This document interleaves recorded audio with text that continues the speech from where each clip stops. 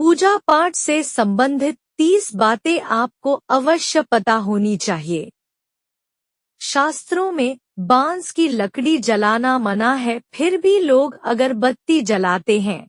यह बांस की बनी होती है। अगरबत्ती जलाने से पितृदोष लगता है। शास्त्रों में पूजन विधान में कहीं भी अगरबत्ती का उल्लेख नहीं मिलता, सब जगह धूप ही लिखा हुआ मिलता है। अगरबत्ती केमिकल से बनाई जाती है, भला केमिकल या बांस जलने से भगवान खुश कैसे होंगे।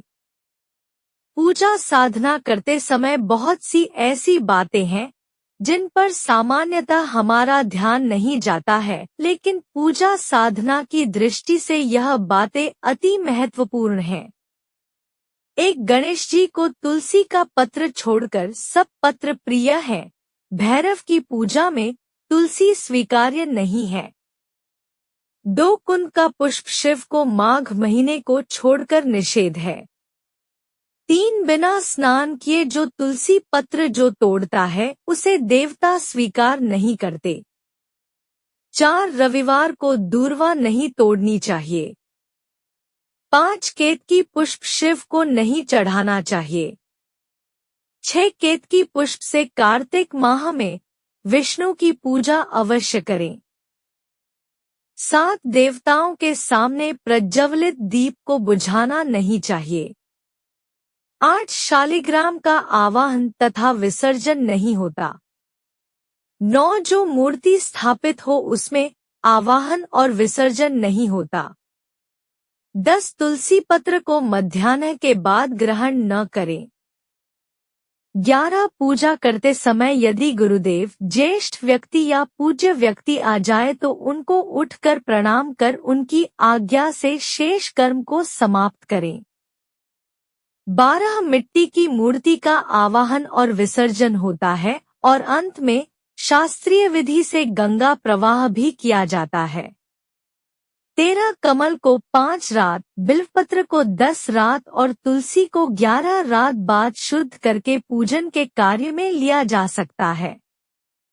14, पंचामृत में यदि सब वस्तु प्राप्त न हो सके तो केवल दुग्ध से स्नान कराने मात्र से पंचामृत जन्य फल जाता है। 15, शालिग्राम पर अक्षत नहीं चढ़ता, लाल रंग मिश्रित चावल चढ़ाया जा सकता है। 16, हाथ में धारण किए पुष्प, तांबे के पात्र में चंदन और चर्म पात्र में गंगाजल अपवित्र हो जाते हैं। 17, पिघला हुआ घी और पतला चंदन नहीं चढ़ाना चाहिए। 18, दीपक से दीपक को जलाने से प्राणी दरिद्र और रोगी होता है। दक्षिणाभिमुख दीपक को न रखें, देवी के बाएं और दाहिने दीपक रखें। दीपक से अगरबत्ती जलाना भी दरिद्रता का कारक होता है। 19, द्वादशी, संक्रांति, रविवार, पक्षांत और संध्याकाल में तुलसी पत्र न तोड़े। 20, प्रतिदिन की पूजा में सफलता के लिए दक्षिणा अवश्य चढ़ाएं। 21, आसन, शयन, दान, भोजन, वस्त्र संग्रह, विवाद और विवाह के समयों पर छींक शुभ मानी गई है। 22, जो मलिन वस्त्र पहनकर मूषक आदि के काटे वस्त्र, केशादि बाल कर्तन युक्त और मुख दुर्गंध युक्त हो जप आदि करता है उसे देवता नाश कर देते हैं।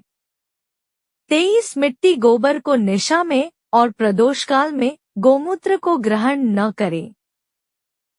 24, मूर्ति स्नान में मूर्ति को अंगूठे से न रगड़े। 25, पीपल को नित्य नमस्कार पूर्वाह्न के पश्चात दोपहर में ही करना चाहिए, इसके बाद न करें। 26, जहां अपूज्यों की पूजा होती है और विद्वानों का अनादर होता है उस स्थान पर दुर्भिक्ष स्मरण और भय उत्पन्न होता है। 27, पौष मास की शुक्ल दशमी तिथि, चैत्र की शुक्ल पंचमी और श्रावण की पूर्णिमा तिथि को लक्ष्मी प्राप्ति के लिए लक्ष्मी का पूजन करें। 28, कृष्ण पक्ष में ऋक्तिका तिथि में श्रवणादि नक्षत्र में लक्ष्मी की पूजा न करें। 29, अपराह्नकाल में रात्रि में कृष्ण पक्ष में द्वादशी तिथि में और अष्टमी को लक्ष्मी का पूजन प्रारंभ न करें। 30 मंडप के 9 भाग होते हैं, वे सब बराबर बराबर के होते हैं, अर्थात मंडप सब तरफ से चतुरासन होता है, अर्थात टेढ़ा नहीं होता। जिस कुंड की श्रृंगार द्वारा रचना नहीं होती वह यजमान का नाश करता है। ऐसी ही वीडियो के लिए चैनल को सब्सक्राइब करें, रोजाना मिलेगी नई जानकारी।